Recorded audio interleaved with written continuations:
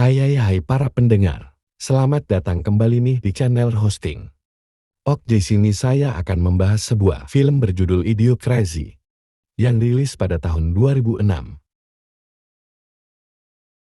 Pada abad 21, para umat manusia menghadapi seleksi alam, di mana dari yang terdahulunya pintar, seiring bertambahnya zaman, para manusia menemui titik jenuhnya, di mana seluruh manusia di muka bumi bertambah bodoh. Meski hal itu, masih ada dua versi kehidupan manusia. Dari yang IQ-nya tinggi, contohnya keluarga Charon dan Trevor, keluarga pintar yang populasinya sangat langka, malah menahan agar tidak mempunyai anak. Berbeda dengan keluarga Cleveland yang memiliki IQ rendah, mereka justru terus memacu agar terus memiliki anak. Ia pun memiliki puluhan keturunan yang kini akan memperbanyak generasi bodoh atau kurang pintar yang akan terjadi di antara mereka. Bahkan belum sempat memiliki keturunan, 5 tahun kemudian Trevor harus tewas akibat serangan jantung. Dan 100 tahun kemudian generasi Cleveland kini telah berkembang menjadi ratusan dengan keturunan yang sangat bodoh.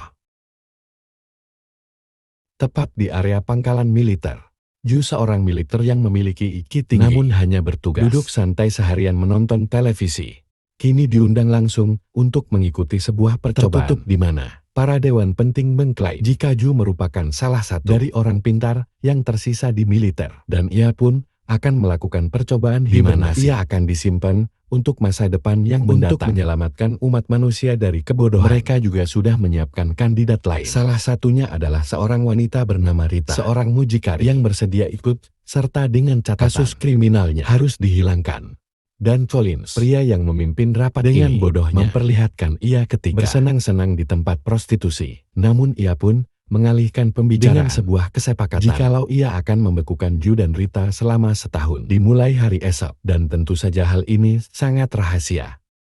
Rita seseorang yang memiliki sifat absurd, rupanya sangat beruntung karena dipertemukan dengan Ju dan tenang, di mana mereka berdua pun kini dimasukkan ke sebuah peti dan bersedia akan dibangunkan 1 tahun kemudian. Setelah melakukan percobaan sialnya, Collins harus ditangkap karena kasus prostitusi. Dan akibat kejadian tersebut, markas militer pun kini dihancurkan. Namun dalam kasus ini tidak ada yang mengetahui Ju dan Rita sedang dalam misi percobaan umat manusia. Sehingga dari yang tadinya akan dibangunkan 1 tahun Ju kemudian, dan Rita harus tertidur selama bahkan ratusan tahun. Sampai di mana manusia semakin dan bodoh, tidak bisa tertolong.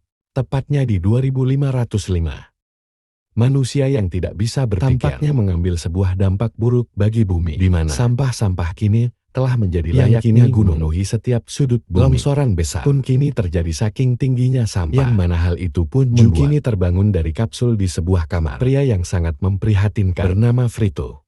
Dunia kini sepenuhnya sudah kacau. Ju yang mencoba mencari sebuah tidak bantuan menemukan, karena setiap kali ia bertanya, ia malah berpikir ia sendiri sudah gila. Apalagi ia yang mendatangi sebuah keadaan di sana sudah cukup aneh, baik rumah sakit jiwa dengan dokter yang sembarangan diagnosis semrawut. Hal itu membuat Ju benar-benar tidak mengerti apa yang sebenarnya sudah terjadi. Hingga di satu sisi, Ju kini mulai sadar jikalau ia sudah terbangun di dunia yang salah, di mana pada kenyataannya ekonomi di dunia ini sudah sangat krisis. Bahkan saking bodohnya, tahun 2505, sebuah film yang sedang naik daun menampilkan hanya scene bokong yang terputar selama 90 menit. Semua orang di sini selayaknya memiliki gangguan mental, tampaknya sudah tidak tertolong. Ju benar-benar bingung. Apalagi Ju kini harus ditangkap karena tidak membayar rumah sakit dan tidak memiliki tato, OPC atau KTP sebagai syarat tinggal di kota ini.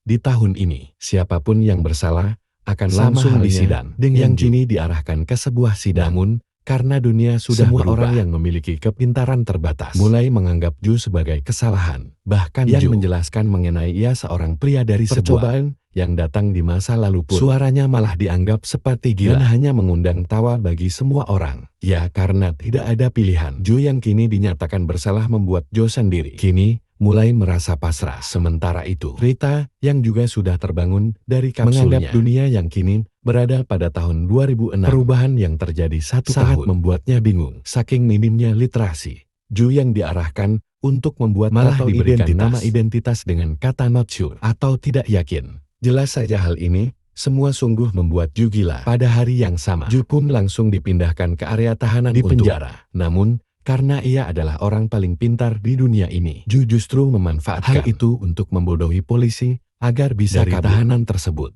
dalam pelarian yang mendesak. Berhubung Karena bingung harus kemana, Ju kini mendatangi Frito, seorang pria yang pertama kali ia temui, untuk membantunya mencari sebuah mesin waktu. Dengan sebuah iming-iming, jikalau Frito berhasil membawa Ju ke sebuah mesin waktu, Ju berjanji akan memberikan Frito 80 miliar. Meski bodoh, namun mengenai uang mereka sangat paham. Tentu saja di sini pun Frito menyetujuinya. Bahkan dalam perjalanan, Ju kini berhasil mendatangi Rita, yang justru merasa senang dengan dunia karena ini. Semua orang tampak bodoh. Hal itu pun memacu Ju terus mengajak Rita untuk bisa kembali ke masa lalu. Karena bagaimanapun ini, sudah sangat salah. Meski merasa kurang yakin oleh arahan Frito untuk bisa mendatangi mesin waktu, karena tidak ada mereka pilihan, pun mau tidak mau mengikutinya. Hingga ketika di satu waktu, Rita yang tengah buang air memacu sebuah alat pemindai berfungsi, di mana Ju yang dikategorikan buronan membuatnya ditangkap sementara Frito meninggalkannya. Namun bukannya di penjara. Ju yang rupanya terdeteksi memiliki tertinggi di dunia malah diundang ke Gedung Putih, di mana Ju yang menjadi tamu istimewa kini disambut oleh orang-orang Gedung Putih yang pada kalanya sedikit lebih pintar. Tidak seperti orang-orang yang Ju temui beberapa waktu lalu, di mana Ju pun kini bertemu dengan Presiden Amerika Serikat bernama Presiden Komako.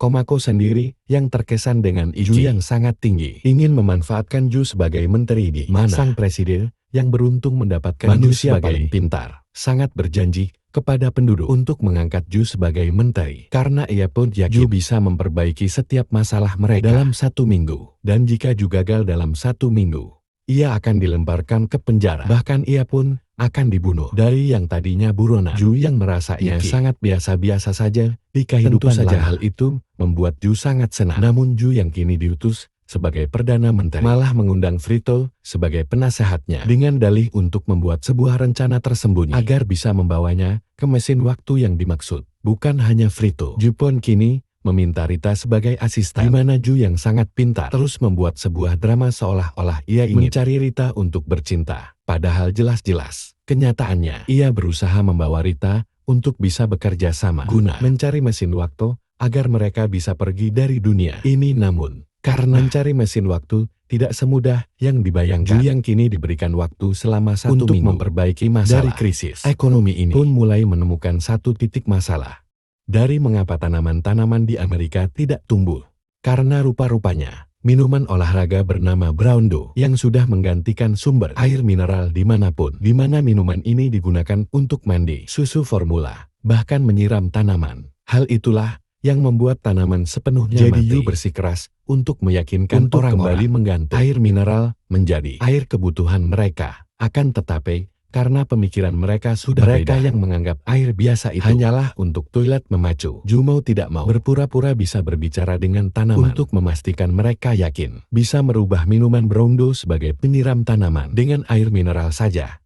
Seusainya meyakinkan jutaan rakyat untuk menyiram tanaman dengan air mineral dalam waktu yang terbatas, Ju sangat berharap agar tanaman mereka segera tumbuh. Namun masalah baru kini muncul ketika usulan Ju mengenai digantinya minuman Brawndo sebagai penyiram tanaman membuat orang-orang enggan membeli, dan saham dari Brawndo pun menurun drastis hingga sebagian besar orang yang bekerja di sana di PHK. Hal itu jelas saja membuat Ju mau tidak mau harus kembali masuk ke penjara atas dasar kebodohan yang sudah membohongi orang-orang mengenai air toilet lebih baik daripada minuman Brawndo. Tepatnya di dalam penjara akibat kasus pelarian Ju kemarin, ia pun kini mendapatkan penahanan yang dirantai oleh batu besar. Dalam penjara, Ju langsung mengarahkan Rita mencari Frito agar mencari mesin waktu. Karena bagaimanapun kemungkinan jika Rita bisa kembali ke dunia dulu, ia diarahkan untuk bisa membewarakan orang-orang sering membaca buku, agar di tahun ini kehidupan manusia tidak seperti ini.